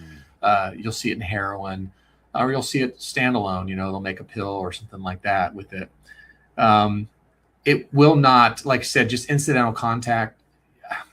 I hate to say zero chance, zero absolutely, but it's like 1 in a trillion type thing. It's not enough to where you need to change your behavior.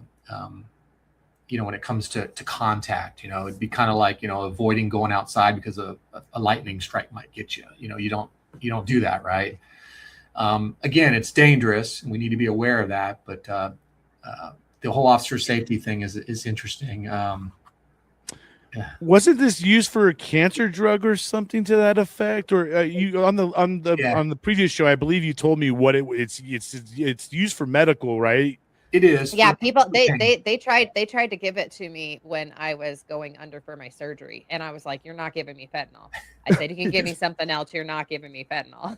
Well, but they still use it. In 100%. Oh yeah, no, yeah. That's why people get access to it. So, and in a proper medical setting, and in surgery, I don't have a problem with it. It's much different. It's fentanyl, or the fentanyl analogs are used quite a bit in the medical profession. In fact, the World Health Organization, I think, still lists it as an essential medicine. And you talked about the history where it got its legs was ultimately it replaced morphine during open heart surgery in the 1950s. And then ultimately, I think it was 1959 where it got its approval. And then we've just seen this, evolution. So what does it do? Does it numb your body? What's the actual effects of fentanyl? Pain relief. It's a strong okay. opioid. When it was designed to be the strongest opioid. It was designed to be the tank of opioids. The problem is it overwhelms the system. So we all have receptors in our brain, and not to get too technical, but what happens is the opioids attach themselves to the receptors, and it tells pain, hey, go away. So it either reduces the intensity or it just stops pain. And that's why, like you said, during surgery or in a medical procedure, they quite frequently use fentanyl or some type of analog. The problem is on the street, no doctors now. When it overwhelms the brain like that, it shuts down the rest of your body. Like your brain basically tells your respiratory system and everything else, hey, we don't need you anymore. So your heart starts to beat less and less and less because it doesn't think you need to breathe anymore. And that's why a lot of folks, you'll see them bent over. We call that the fentanyl fold, because they're losing control of the rest of their body because it's so overwhelming. And then if it is too much, depending on the person's tolerance, et cetera, they die. And they die usually within seconds. It's pretty quick. It's just like they forget to breathe, or like, I mean, does it just shut your functions down? I mean, your brain literally tells your heart, we don't need you anymore. We got this. Oh God. So your heart just stops. And there have been instances, especially with heroin and stuff with fentanyl in it, where the needle's still in the arm, when first responders show up. So, you mentioned the recovery community. I can't tell you how many folks who, I remember the first time this happened, a lady came up to me and she says, I struggled with heroin for a long, long time and went through recovery many times. And now I've been clean for a number of years. And she goes, I shudder to think what would have happened if fentanyl been in the drug supply when I was dabbling with drugs and when I was, having these issues. She goes, I'd probably be gone right now. And you look at all the people that are dying from fentanyl. I still to this day believe that 99% of them probably weren't looking for fentanyl. They were probably looking for heroin. They were probably looking for cocaine. They were probably looking for, methamphetamine or some type of counterfeit pill, right? Adderall, Xanax, Oxy, whatever.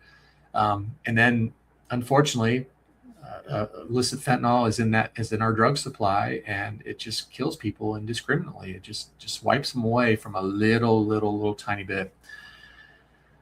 I was talking to a family member in California several months ago, and her niece, they bought an Adderall pill and they split it into three pieces. There's three of us here. And she took her third of a piece and never woke up from a third of a piece, because going back to the name, only 2 milligrams. I mean, I challenge you to visually think about what only 2 milligrams is. It's nothing. An example I give is I always take a sugar packet, not always, but typically, and I'll say most sugar packets are about 1 gram. Well, if a gram is 1,000 milligrams, the conversion, right? So if only 2 is enough to kill you, if that sugar package were fentanyl, that would mean that there's 500 deadly doses in that one sugar packet. So sometimes when I talk to young people, I'll actually take out a little glass vial and I'll pour 1 sugar packet into it, and then I'll pass it around. And I've had pep rallies where 300-400 kids, and I'll say, this right here could kill everyone in here, plus the teachers and the first, 50 or so parents that show up. 1 little glass vial. I mean, that's, it's a visual reminder of how little it takes. And that's why, even the shirt, we just wanted people to know what 2 milligrams was. Anyway, I get passionate about it, but it's an important topic, and people need to know, especially young people. Well, Brian, we are so grateful that you came on the show today. Like, this has been phenomenal. We got to talk about your dad, and as a veteran, we got to talk about your service in the DEA, your leadership, your nonprofit. We got to talk about so many different things, and it's been an amazing interview, and we're grateful for some of the amazing advice that you gave us and just the knowledge that you shared. We definitely would love to have you back, and at some point I've got some connections that I want to do for you, but thank you so much for being here. It's been wonderful. Yeah, thank you so much, Brian. Yeah, thank you both. I really appreciate the opportunity and love what you're doing, and happy to come back if you see benefit in that. So thank you both. Yes. Absolutely. And we're gonna close off and send you back, but feel free to wait around for a few minutes, and then we can close up after. All right, thank you, Brian. All right, friends and fam, that was a great one. And so much to learn. I mean, every guest we have, I feel like we can go for a extensive amount of time. Brian has lots of experience in life, and especially in the drug world, and he's taking, he could be just living his retirement life, and just not bothering with all this, but he's so passionate about what he's doing that he's continuing to invest his life into it and help others, because like he said, 2 milligrams isn't a lot, but it can wipe out a lot of people. Yeah. And he is supporting inside and outside of the enforcement community. And I love that, because he's like, okay, he's like, the people who are working law enforcement, they deserve to have more knowledge and leadership skills and mental health support. And also, oh yeah, all these people that we're helping, we want to give them more education. And so I love that he's just so well-rounded and is both sides of the communities. I love that. And I'm sure people out there don't want to hear this part, but if you're part of the government or work in a government or something, we need to get in front of this, helping law enforcement out and first responders to having some kind of a system that they can fall back on when they take the badge off, right? And our country is great at training each and every one of us, but what they're not great at is pushing us back into the general public. And these men and women who see the worst of the worst day in, day out deserve something, right? And I know a lot of us, we probably don't say it enough, but I appreciate law enforcement. I appreciate everything they do for us, and keep our safe, keep our communities safe. And I know there's always bad apples in every world, but I don't choose to lump one bad apple with all the rest of the apple orchard. But anyways, everybody out there, if you guys would love to, this is our YouTube channel. If you scan that's a QR code. If you scan that with your phone, it will take you directly to the YouTube channel. This is sliderbabe.com. So if you scan this QR code, it will take you to sliderbabe.com, which once again, it will bring you to a link where you can actually go choose where you want to go listen or watch the show. As well as, if you want to be a part of the show, go ahead and get yourself on our calendar. Once again, it is filling up, and we're going to have a hard cut on there at some point in time, because we do have an end for the season. So, but we appreciate everybody out there. We hope you guys are having an amazing day. Anything else you want to say real quick before we head out? Nope, just glad to be here. Thank you guys for supporting and for sharing love. Please like, share, subscribe on all of the platforms, and thank you for joining us to Heal Out Loud. And you know how we say, don't let the day kick your ass. Make sure you're out there kicking it. Until next time, we'll see you guys. Thank you for watching. Please like and subscribe.